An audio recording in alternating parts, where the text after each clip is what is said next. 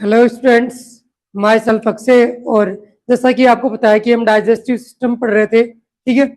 और अब अभी जो हमारा सिस्टम चल रहा है ना, जो हमारा सिस्टम चल रहा है उसका नाम क्या है?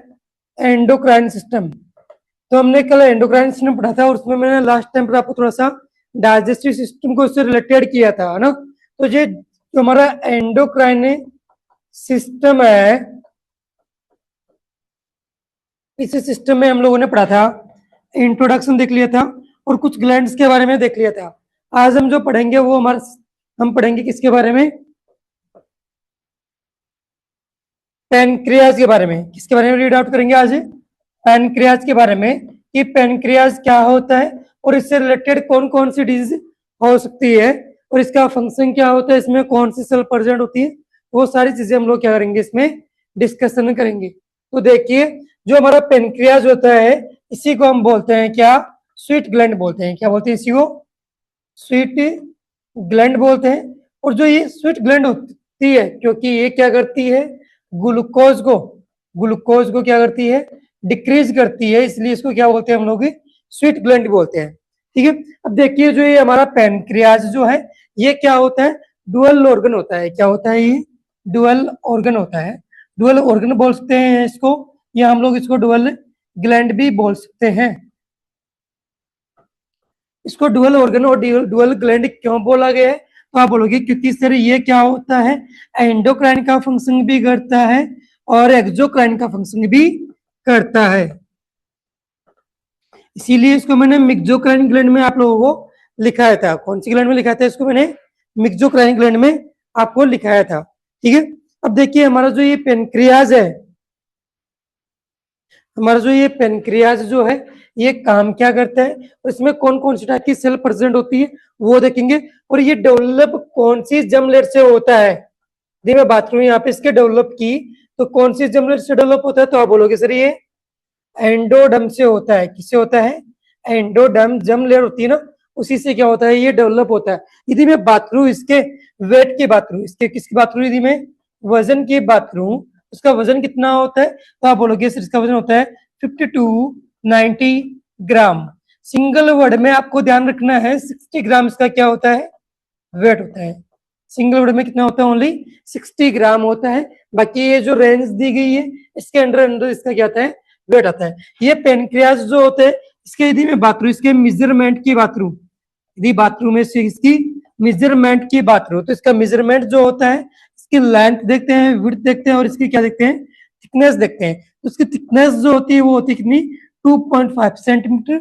विड्थ जो होती है वो होती है इसकी 7.5 सेंटीमीटर होती है। और जो इसकी लेंथ जो होती है वो होती है 12 सेंटीमीटर। कहाँ पे कितनी लेंथ होती है? 12 सेंटीमीटर। नेक्स्ट बाथरूम है इसकी, किसकी? लोकेशन की बाथरूम है इसकी।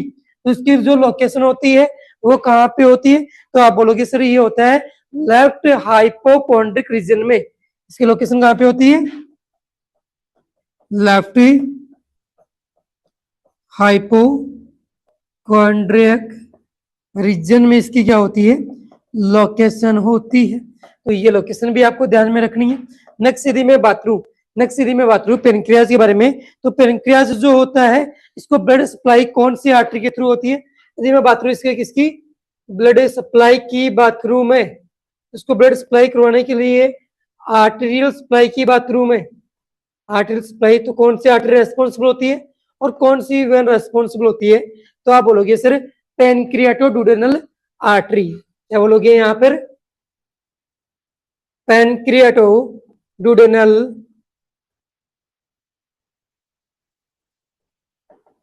आर्टरी। और वेन कौन सी होती है? तो आप बोलोगे सर पेनक्रियाटोडुडेनल वेन। यहाँ पे बस ये वेन और आर्टरी नाम चेंज हुआ है, बाकी सब सेम है।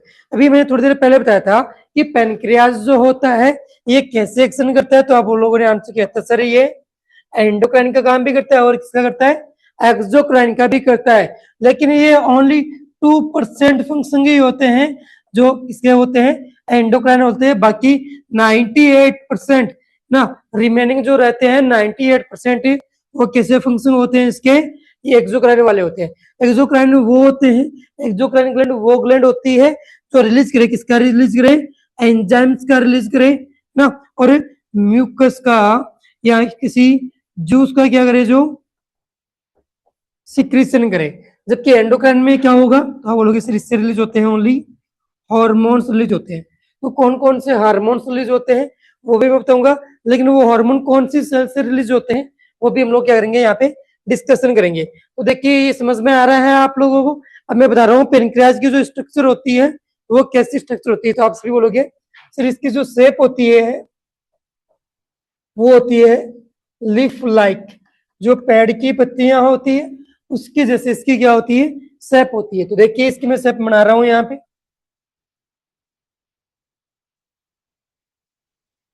ये हो गया हमारा क्या, पेनक्रियाज हो गया।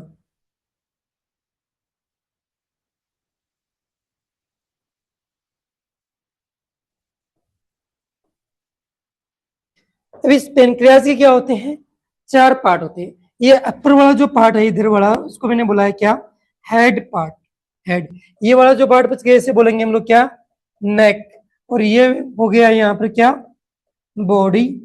और ये लास्ट वाला पार्ट जो हो गया इसे बोल देंगे हम लोग क्या, टेल पार्ट बोलेंगे। क्या बोलेंगे इसको, टेल बोलेंगे। यदि मैं बात करूं इसमें सेल्स होती है, इसमें क्या होती है, सेल्स होती है। तो इसका ये वाला जो पार्ट है, इसका ये वाला जो पार्ट है, यहाँ पर कौन सी सेल प्रेजेंट होती है, टेल वाले पार्ट में सेल होती है यहाँ पे बीटा सेल। कौन सी सेल होती है यहाँ पर, बीटा सेल यहाँ पे क्या होती है, प्रेजेंट होती है। बीटा सेल जो होती है वो क्या करती है, रिलीज करती है। बीटा सेल क्या करती है, रिलीज करती है। किसका रिलीज करती है, तो आप सभी आंसर करते हो, ये करती है इंसुलिन का रिलीज करती है।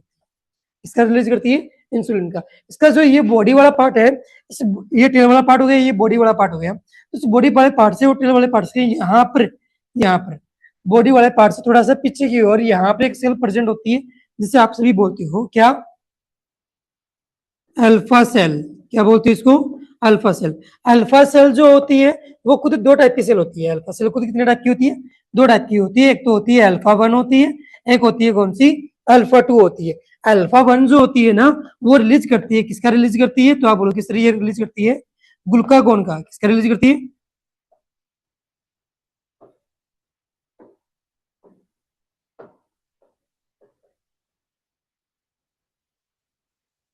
ग्लूकोगोन का ये क्या करती है, रिलीज करती है। जबकि हमारी अल्फा टू सेल होगी वो रिलीज करती है किसका, गैस्ट्रिन का रिलीज करती है। किसका रिलीज करती है, ये गैस्ट्रिन का, जो हेल्प होता है गैस्ट्रिक जूस बनाने में, यानी कि एसिडिक पीएच मेंटेन करता है। ये भी समझ में आया, ये गैस्ट्रिक जूस बनाने में हेल्पफुल होता है। इसके बारे में बता रहा हूं मैं, अल्फा सेल के बारे में। और एक होगी हमारी कौन सी, बीटा सेल, जहां पे अल्फा सेल होती है और बीटा सेल होती है। उसका जो ये टेल वाला पार्ट बचा हुआ है ना, यहाँ पर एक और सेल प्रेजेंट होती है।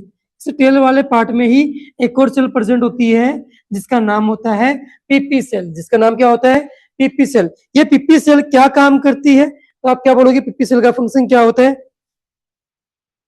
यहाँ पे स्टेल वाले पार्ट में कौन सी होती है, पीपी सेल होती है। इस पीपी सेल की फुल फॉर्म क्या होती है और ये काम क्या करती है और प्रेजेंट कहाँ पे होती है। एग्जाम में यही क्वेश्चन है कि ये कहाँ पर प्रेजेंट होती है, तो आप सभी आंसर करोगे सर ये टेल पार्ट में क्या होती है, प्रेजेंट होती है। कहाँ पे प्रेजेंट होती है, टेल पार्ट में क्या होती है, प्रेजेंट होती है। इसकी फुल फॉर्म की बात करूं मैं तो आप बोलोगे सर पेनक्रियाटो, है ना। क्या बोलोगे, पेनक्रियाटिक पॉलीपेप्टाइड बोलोगे। क्या बोलोगे इसको, पेनक्रियाटिक पॉलीपेप्टाइड बोलोगे इसको। क्या बोलोगे इसको, पेनक्रियाटिक पॉलीपेप्टाइड बोलोगे। समझ में आया आपको यहाँ तक। अब देखिए हमारी जो ये बॉडी वाला पार्ट बच गया, इस बॉडी वाले पार्ट में भी एक और सेल होती है। इस बॉडी वाले पार्ट में भी एक और क्या होती है, सेल होती है। इस सेल का काम क्या होता है, उसका नाम क्या होता है, तो आप बोलते हो सर क्या, ये होती है हमारी एसिनार सेल। क्या नाम होता है, एसिनार। और ये एसिनार सेल ही होती है जिसे क्या बोलते हैं हम लोग, structural and functional unit of pancreas. Structural and functional unit of pancreas, इसी को आप लोग बोलते हो। ये जो आप लोग ये एसिनार सेल होती है ये क्या करती है, ये हेल्पफुल होती है। ये क्या होती है, हेल्पफुल होती है। किसमें हेल्पफुल होती है, तो ये बोलोगे सर ये प्रोड्यूस करवाने में हेल्पफुल होती है। किसको, जाइमोजन एंजाइम को। किसको, जाइमोजन एंजाइम को प्रोड्यूस करवाने में क्या होती है, हेल्पफुल होती है। कौन सी सेल हमारी, एसिनार सेल। समझ में आया आप लोगों को, ये एसिनार सेल होती है, जाइमोजन क्या करती है, जाइमोजन एंजाइम। और जो जाइमोजन जो एंजाइम होते हैं वो हेल्पफुल इन, वो क्या होते हैं, हेल्पफुल इन डाइजेशन। डाइजेशन में क्या होते हैं, हेल्पफुल होते हैं। ये किस, जो जाइमोजन होती है ये किसमें हेल्पफुल होती है, डाइजेशन में। जैसे कि फैट का यदि डाइजेशन करना हो तो ये जाइमोजन क्या होते हैं, एंजाइम क्या होते हैं, रेस्पॉन्सिबल होते हैं। किसका डाइजेशन में, फैट के डाइजेशन में भी हेल्प होते हैं, कार्बोहाइड्रेट के में भी डाइजेशन में क्या करते हैं, ये हेल्पफुल होते हैं। समझ में आया आप लोगों को। अब देखो इस पेनक्रियाज में इतनी सारी सेल है, लेकिन इसका जो नेक वाला पार्ट होता है उसमें भी क्या होती है, एक सेल होती है। इसका जो कौन सा वाला पार्ट होता है, नेक वाला पार्ट होता है, उसमें भी एक सेल होती है, इसका नाम क्या होता है, लैम्डा सेल। इसका नाम क्या होता है, लैम्डा सेल। क्या नाम होता है इसका, लैम्डा सेल। और ये लैम्डा सेल क्या फंक्शन करती है, तो आप बोलोगे सर ये रिलीज करती है किसका, सोमेटोस्टेटिन का। किसका रिलीज करती है, सोमेटोस्टेटिन का क्या करती है, ये रिलीज करती है। जब ये सोमेटोस्टेटिन होता है ना, ये क्या होता है, ये इनहिबिट करवाता है। ये क्या करवाता है, इनहिबिट दी ग्रोथ हार्मोन। ये ग्रोथ हार्मोन को क्या करवाता है, इनहिबिट करवाता है। कौन सा हमारा, सोमेटोस्टेटिन। ये आपको समझ में आया। अब देखो हमारे जो ये पेनक्रियाज है, इस पेनक्रियाज में देखो इतनी सारी सेल है, इसीलिए इस पेनक्रियाज को अदर और किस नाम से जाना जाता है, तो पेनक्रियाज को अदर नाम से जाना जाता है। किस नाम से, लैंगरहैंस सेल।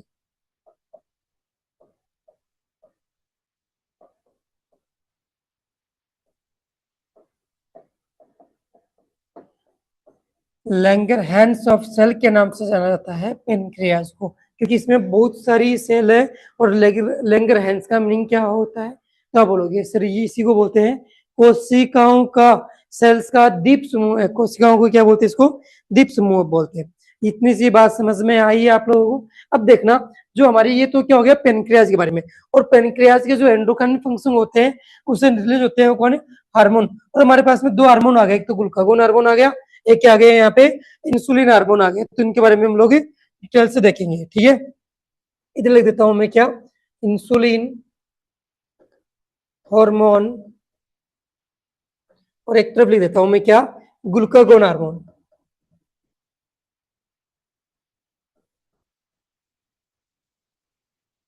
इंसुलिन हार्मोन हो गया, और एक कौन सा हो गया, ग्लूकागोन। इंसुलिन हार्मोन के क्या क्या फंक्शन होते हैं और क्या क्या डिफरेंस होते हैं दोनों के अंदर, वो सारी चीजें हम लोग क्या करेंगे यहाँ पे डिस्कशन करेंगे। वो सारी चीजें क्या करेंगे यहाँ पे हम लोग डिस्कशन करेंगे, ठीक है ना। तो ये देखना आप लोग, जो इंसुलिन होता है वो क्या होता है, रिलीज होता है। किस रिलीज होता है, तो आप बोलोगे सर ये बीटा सेल से क्या होता है, रिलीज होता है। और ये जो रिलीज होता है वो किससे होता है, तो आप बोलोगे सर ये होता है अल्फा 1 सेल से क्या होता है, रिलीज होता है। जो हमारा ये इंसुलिन होता है ना, इसका फंक्शन क्या होता है, ये क्या करवाता है, ग्लूकोज को डिक्रीज करवाता है। क्या करवाता है, ये डिक्रीज करवाता है किसको, ग्लूकोज को क्या करवाता है, ये डिक्रीज करवाता है, ठीक है। तो ये ग्लूकोज को डिक्रीज करने का काम कर रहा है, मतलब ये करेगा क्या, तो आप बोलोगे सर ये करता है कैसे, ग्लूकोज को डिक्रीज करवाता है। तो आप बोलोगे सर ये क्या करता है, जो हमारी बॉडी के अंदर हमारे जो ये ब्लड वेसल्स है, ये जो ब्लड वेसल्स है, इस यहाँ पर जो भी ग्लूकोज होता है, तो इंसुलिन क्या करता है, इस ग्लूकोज को यहाँ से उठाएगा और सेल के अंदर क्या कर देगा, इसको ट्रांसफर कर देगा। तो सीरम है ना, जो सीरम या ब्लड ग्लूकोज लेवल है, बीजीएल जो लेवल है, वो तो क्या हो जाएगा, डिक्रीज हो जाएगा। मतलब ये शिफ्ट करवा रहा है ग्लूकोज को, किधर की ओर करवा रहा है, तो बोलोगे सर ये इधर की ओर क्या करवा रहा है, इसको शिफ्ट करवा रहा है। कौन है, इंसुलिन। ये इंसुलिन जो है इसे ग्लूकोज के साथ साथ में, इस ग्लूकोज के साथ साथ में यहाँ पे है ना शिफ्ट करवा देता है किसको, तो आप बोलोगे सर पोटेशियम को भी क्या करवा देता है, ये यहाँ से शिफ्ट करवा देता है। कौन हमारा, ये। और इसके साथ साथ ये फॉस्फोरस को भी क्या करवा देता है, इधर की ओर शिफ्ट करवा देता है। तो हमारे ब्लड के अंदर तो पोटेशियम का लेवल क्या हो गया, कम हो गया। तो इंसुलिन क्या करवाता है, ये करवाता है, क्या करवाता है, हाइपोग्लाइसीमिया करवा देता है। यदि ज्यादा हो गया तो क्या करवाएगा, ये हाइपोग्लाइसीमिया करवा देगा, क्योंकि पोटेशियम को इधर से इधर डाल रहा है, यानी कि ब्लड वेसल्स के अंदर तो पोटेशियम का लेवल क्या हो गया, डिक्रीज हो गया। और पोटेशियम का लेवल जो नॉर्मल जो लेवल होता है वो कितना होता है, 3.5 टू 5.1 मिलीक्यूलेंट पर लीटर इसका नॉर्मल लेवल होता है। लेकिन यदि ये लेवल कितना हो जाए, लेस देन 3.5 mg हो जाए, mg पर dl हो जाए, तो इसको क्या बोल देंगे हम लोग, हाइपो कैलीमिया बोल देंगे। इसको क्या बोल देंगे, इसको हाइपोकैलीमिया बोल देंगे। समझ में आ गया है ये आप लोगों को, इससे काम करता है ये, ग्लूकोज को भी करवाता है और साथ के साथ ये पोटेशियम को और साथ के साथ फॉस्फोरस को भी क्या करवा देता है, ये डिक्रीज करवा देता है। क्लियर हो गया ये। तो ये काम किसका होता है, इसका होता है। अब देखो ये क्या कर रहा है, ग्लूकोज को क्या कर रहा है, इधर से इधर की ओर शिफ्ट करवा रहा है, मतलब ग्लूकोज को क्या कर रहा है, जोड़ रहा है ना। ग्लूकोज को हमारी बॉडी के अंदर क्या कर रहा है, जोड़ रहा है। और जो जोड़ने वाले हार्मोन होते हैं उन्हीं को क्या बोलते हैं हम लोग, एनाबॉलिक हार्मोन। क्या बोलते हैं उनको, एनाबॉलिक हॉर्मोन्स बोलते हैं। तो ये ग्लूकोज मिलकर के क्या बन जाएंगे, यहाँ पे ग्लाइकोजन बन जाएंगे। क्या बन जाएंगे, ये ग्लाइकोजन बन जाएंगे। समझ में आया। ठीक इसी तरह से ये जो होता है ना, ये क्या करवाता है, ग्लूकागोन इसके अपोजिट एक्शन करता है। ये ग्लूकोज को क्या करवाता है, इंक्रीज करवाता है। क्या करवाता है, ये ग्लूकोज को इंक्रीज करवाता है। कैसे इंक्रीज करवाता है, क्योंकि ये क्या होता है, कैटाबोलिक हार्मोन होता है। क्या होता है, ये कैटाबोलिक की हार्मोन होता है। और कैटाबोलिक हार्मोन्स जो होते हैं वो क्या करते हैं, तो आप बोलोगे कैटाबोलिक हार्मोन जो होते हैं वो ब्रेक डाउन करवाते हैं, एक किसी बड़े पार्टिकल्स को छोटे छोटे पार्टिकल्स में क्या कर देते हैं, डिवाइडेड कर देते हैं। तो यहाँ पे मैं लिख देता हूँ, ये हमारी बॉडी में पड़े हुए ग्लाइकोजन को, हमारी बॉडी में पड़े हुए, हमारी बॉडी में जो ग्लाइकोजन प्रेजेंट है, ग्लाइकोजन जो प्रेजेंट है उसको क्या कर देते हैं, ये ब्रेक डाउन कर देंगे और कन्वर्ट कर देंगे किसमें के अंदर, ग्लूकोज के अंदर। तो ग्लूकोज ऑटोमेटिकली बढ़ गए यहाँ पे, इसीलिए इसको क्या बोला गया है, कैटाबोलिक हार्मोन बोला गया है। क्या बोला गया है, कैटाबोलिक हार्मोन। और एनाबोलिक हार्मोन समझ में आया आप लोगों को, तो ये आपको ध्यान में रखना है। अब देखिए ये फंक्शन तो मैंने आप लोगों को बता दिया, साथ ही साथ देखो यहाँ पे ये क्या कर रहा है, ग्लूकोज बना रहा है, क्या बना रहा है, सॉरी ग्लाइकोजन बना रहा है। और ग्लाइकोजन बनने को क्या बोलते हैं, क्या बोलते हैं इसको, ग्लूकोनियोजेनेसिस बोलते हैं या फिर ग्लाइकोनियोजेनेसिस बोलेंगे। तो आप बोलोगे सर ये ग्लाइकोजन का फॉर्मेशन करवा रहा है, उसको बोलेंगे हम लोग क्या, ग्लाइकोजेनेसिस। क्या बोलेंगे इसको, ग्लाइकोजेनेसिस बोल देंगे। समझ में आया। जबकि ये ग्लूकोज का बना रहा है, ग्लूकोज का बना रहा है ना ग्लाइकोजन को तोड़ करके, तो इसको बोल देंगे कि ये क्या करवाता है, ग्लूकोजेनेसिस करवाता है। और ग्लूकोज बन रहा है ना यहाँ पे, क्या बन रहा है, ग्लूकोज बन रहा है ना, तो यही काम होता है इसका। ठीक है। और हमारी बॉडी में, हमारी बॉडी के अंदर जो अमाइनो एसिड होते हैं ना, उनको क्या कर देता है, ये जोड़ देता है। और अमाइनो एसिड किसका एंड प्रोडक्ट होते हैं, तो आप बोलोगे सर ये प्रोटीन का एंड प्रोडक्ट होते हैं। तो ये हमारा जो ये हार्मोन है, जो इंसुलिन हार्मोन है, ये एक तो ये फंक्शन कर रहा है, सेकंड ये, थर्ड ये, और फोर्थ फंक्शन में यहाँ पे लिख रहा हूँ कि इंसुलिन क्या करवाता है, तो इंसुलिन करवाता है क्या, प्रोटियोजेनेसिस करवाते हैं। क्या करवाता है, ये प्रोटियोजेनेसिस करवाता है, प्रोटियोजेनेसिस। प्रोटियोजेनेसिस का मतलब होता है हमारी बॉडी के अंदर जो अमाइनो एसिड होते हैं, जो क्या होते हैं, अमाइनो एसिड होते हैं, उन एक अमाइनो एसिड से जो दो तीन अमाइनो एसिड को क्या करता है, ये जोड़ करके फॉर्मेशन करता है किसका, प्रोटीन का। तो प्रोटीन बनाने में भी क्या होता है, हेल्पफुल होता है कौन, हमारा इंसुलिन। और आपको पता है ना प्रोटीन क्या होती है, ये बॉडी बिल्डिंग में क्या करती है, हेल्प करती है। बॉडी बिल्डिंग में क्या होती है, हेल्पफुल होती है कौन है, प्रोटीन। तो हमारा इंसुलिन भी क्या करवा रहा है, बॉडी बिल्डिंग करवा रहा है। ये समझ में आया आप लोगों को। इस इंसुलिन का एक और फंक्शन होता है, इंसुलिन क्या करवाता है, तो आप बोलोगे सर ये क्या करवाता है, लाइपोजेनेसिस भी करवाता है। क्या करवाता है, ये लाइपोजेनेसिस। लाइपोजेनेसिस का मीनिंग क्या हो गया यहाँ पर, तो आप बोलोगे सर लाइपो का मतलब हो गया यहाँ पे लिपिड, और लिपिड को क्या बोलते हैं हम लोग, फैट बोलते हैं। फैट का जो एंड प्रोडक्ट होता है, फैट का जो क्या होता है, एंड प्रोडक्ट होता है, उसको क्या बोलते हैं हम लोग, फैट के एंड प्रोडक्ट को, फैट के एंड प्रोडक्ट को बोलते हैं हम लोग क्या, फैटी एसिड। क्या बोलते हैं इसको, फैटी एसिड। तो बहुत सारे फैटी एसिड बहुत सारे फैटी एसिड मिलकर के एक क्या बना देंगे, लिपिड बना देंगे, जिसको आप लोग क्या बोलते हैं, लिपिड बन रहा है, मतलब क्या हो गया यहाँ पे, लाइपोजेनेसिस।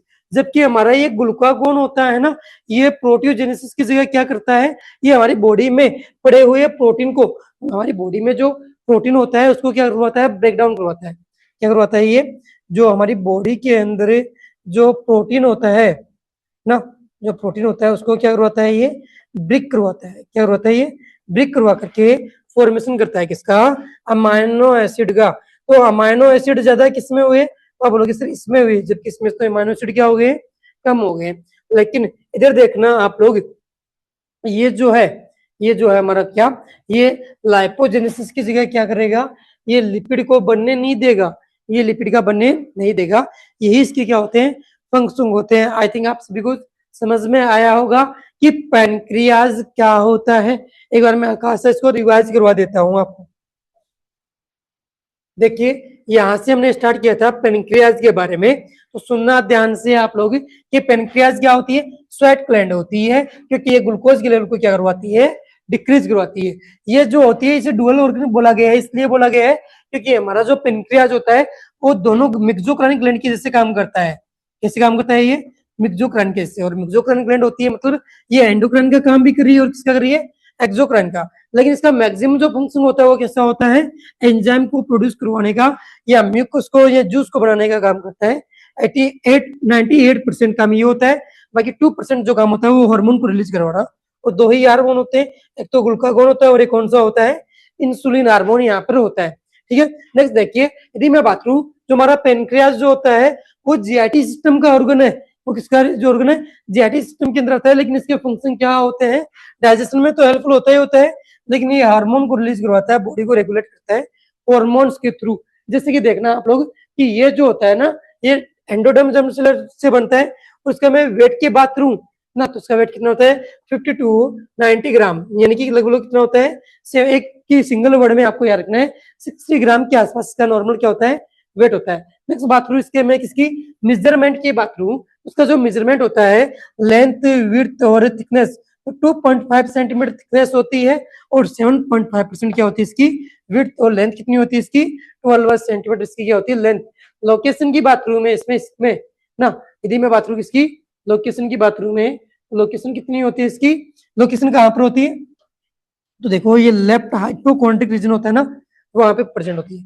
कि जो हमारे बॉडी जीआईटी सिस्टम में जो रीजन होते हैं वो टोटल कितने रीजन होते हैं, तो आप बोलोगे सर वो 9 रीजन होते हैं, है ना। तो ये तो राइट हो गया, ये लेफ्ट हो गया। अपर वाले कौन से हो गए, तो आप बोलोगे सर तो हाइपोकॉन्ड्रिक रीजन हो गया। तो ये देखो हमारा लेफ्ट साइड में प्रेजेंट होता है। देखिए यहाँ से ये एपिगैस्ट्रिक रीजन आ गया, यहाँ पे तो आ गया स्टोमक, और स्टोमक का ये वाला जो पार्ट होता है डूडने वाला, देखिए ये मैंने बना दिया स्टोमक, और ये वाला जो सी शेप का पार्ट बनाया है इसे बोलते हैं डुडेनम। और यहाँ से ये राइज होता है पेनक्रियाज, और पेनक्रियाज का जो ये पार्ट जो अटैच है ना इस डुडेनम से, सी शेप से, उस वाले पार्ट को ही बोलते हैं हम लोग हेड पार्ट बोलते हैं। क्या बोलते हैं इसी को, हेड पार्ट। और यदि आप लोगों से पूछा जाए कि मोस्ट डेंजर कैंसर पूछा जाए, क्या मोस्ट डेंजरस कैंसर, तो मोस्ट डेंजर कैंसर जो होता है वो कौन सा होता है, तो आप बोलोगे सर पेनक्रियाटिक कैंसर होता है। कौन सा होता है वो, पेनक्रियाटिक कैंसर होता है। कौन सा होता है वो, पेनक्रियाटिक कैंसर होता है। सबसे डेंजर कैंसर यही होता है। और ये जो पेनक्रियाटिक कैंसर जो होता है इसके मोस्ट कॉमन साइट पूछ ले आप लोगों से, क्या पूछ ले, मोस्ट कॉमन साइट पूछ ले, तो यहाँ पर आपका आंसर क्या जाने वाला है, तो आप बोलोगे सर हेड पार्ट। कौन सा वाला पार्ट, जो पेनक्रियाज का जो हेड पार्ट होता है ना, वहां पे मैक्सिमम मोस्टली जो कैंसर होता है ना पेनक्रियाटिक, वो यहीं पर ही होता है। ये समझ में आया आप लोगों को, लोकेशन वगैरह मेजरमेंट हो गया, और कौन सी जम से डेवलप होता है वेट, यहाँ पे मैंने आप लोगों को बताया। नेक्स्ट पेज देखिए आप लोग कि जो हमारा पेनक्रियाज होता है, ये जो पेनक्रियाज जो मैंने लिखा है यहाँ पर,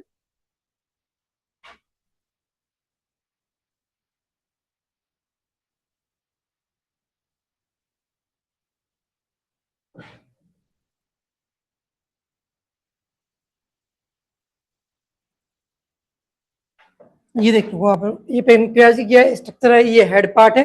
जो डोडेनम का जो सी वाला पार्ट था ना, सी पोर्शन वाला, उसमें क्या था, ये अटैच था। देखिए ये हेड हो गया, नेक, बॉडी, और ये कौन सा हो गया, टेल वाला पार्ट। तो टेल वाले पार्ट में क्या होता है, बीटा सेल प्रेजेंट होती है जो कि क्या करती है, इंसुलिन का क्या करती है, रिलीज करती है ना। और डायबिटीज मेलिटस में ये क्या होती है, ड्रग ऑफ चॉइस होती है। डायबिटीज मेलिटस टाइप फर्स्ट के अंदर क्या होती है, ड्रग ऑफ चॉइस ही होती है इंसुलिन, क्योंकि डायबिटीज मेलिटस में क्या होता है, डायबिटीज मेलिटस टाइप फर्स्ट के अंदर क्या होता है, कंप्लीट डेफिशिएंसी होती है। कंप्लीट क्या होती है, डेफिशिएंसी ऑफ इंसुलिन की क्या होती है, कंप्लीटली डेफिशिएंसी होती है। तो बाहर से हमें इंसुलिन लेना पड़ता है हमें। ये समझ में आया आप लोगों को। नेक्स्ट देखना आप सभी यहाँ पर कि जो इसका टेल वाला पार्ट था उसमें ये सेल होगी, इसका जो कौन सा वाला पार्ट होता है, ये बॉडी वाले पार्ट से पहले और टेल वाले पार्ट से यहाँ पर, टेल वाले पार्ट के अपर की ओर होती है इसमें क्या, अल्फा सेल होती है। कौन सेल होती है इसमें, अल्फा सेल। और अल्फा सेल जो होती है वो दो टाइप की होती है, अल्फा 1 और एक कौन सी होती है, अल्फा 2। अल्फा 1 जो होती है वो रिलीज करती है किसका, ग्लूकागोन का, और ना, और ये आपको मैंने बताया ना, ग्लूकागोन जो होता है वो अपोजिट काम करता है किसके, इंसुलिन का के। तो मैं बोल सकता हूँ glucagon is inversely proportional to insulin, just opposite action करता है पूरा पूरा ही, ठीक है। तो ये आपको ध्यान में रखना है। और अल्फा 2 जो होता है वो क्या करता है, गैस्ट्रिन का क्या करता है, रिलीज करता है। पेनक्रियास के अंदर क्या होती है, बहुत सारी सेल होती है, इसलिए इसको क्या बोलते हैं, लैंगरहैंस ऑफ सेल बोलते हैं, लैंगरहैंस ऑफ सेल बोलते हैं। पेनक्रियास के अंदर यही प्रेजेंट होता है, ठीक है। नेक्स्ट देखिए यहाँ पर, एक मिनट में थोड़ा सा इसमें कुछ सेल और हो गई, वो भी आपको रिवाइज करवा देता हूँ कि इसका जो कौन सा वाला पार्ट है, ये वाला पार्ट है, बॉडी वाला पार्ट है ना। और ये देखो इधर ये वाला जो पार्ट है ना, टेल वाला पार्ट, टेल वाले पार्ट में क्या होती है, इसमें पीपी सेल होती है, जिसे क्या बोलते हैं हम लोग, पेनक्रियाटिक पॉलीपेप्टाइड सेल बोलते हैं, जो कि क्या करती है, हेल्पफुल होती है। क्या होती है, हेल्पफुल होती है किसके अंदर, डाइजेशन के अंदर भी हेल्प करती है, थोड़ी की हेल्प करती है। और ये देखना आप लोग, एसिनार सेल जो होती है, जो बॉडी वाले पार्ट में प्रेजेंट होती है, इस एसिनार सेल का काम, ये क्या होती है, structural and functional unit of pancreas होती है। और ये क्या करती है, रिलीज करती है किसका, जाइमोजन एंजाइम का। और जो जाइमोजन एंजाइम होते हैं वो हेल्पफुल होते हैं किसके अंदर, हेल्पफुल होते हैं डाइजेशन में।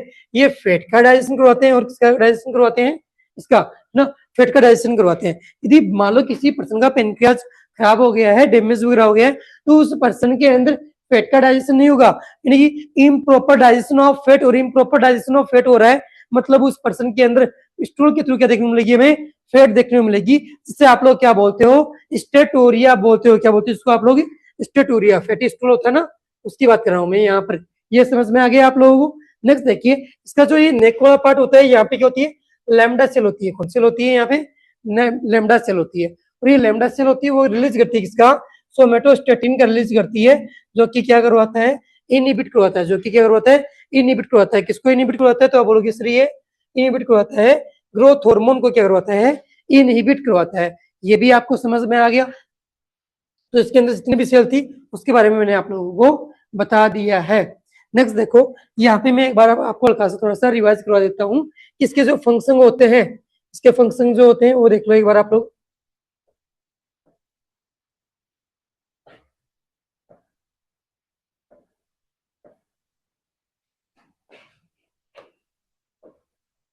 इंसुलिन हार्मोन है, एक हार्मोन कौन सा हमारा, ग्लूकागोन हार्मोन है। कौन सा हार्मोन है, ग्लूकागोन हार्मोन है। तो इंसुलिन जो हार्मोन होता है वो बीटा सेल से रिलीज हो रहा है, और ये अल्फा सेल से रिलीज हो रहा है।